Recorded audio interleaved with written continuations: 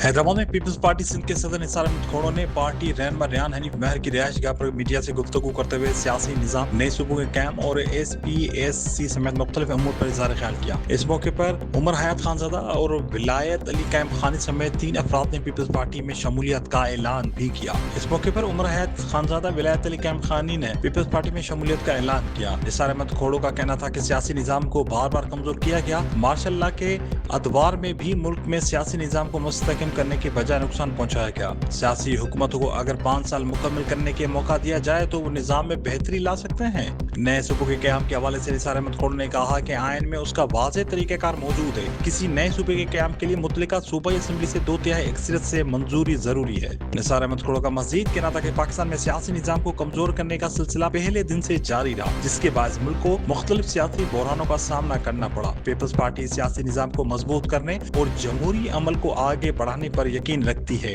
SPSC के मामले पर सवाल के जवाब में निसार अहमद खोड़ो ने कहा कि मामला हाई कोर्ट में ज़ेर समाअत है, इसलिए वो इस पर कोई राय नहीं दे सकते।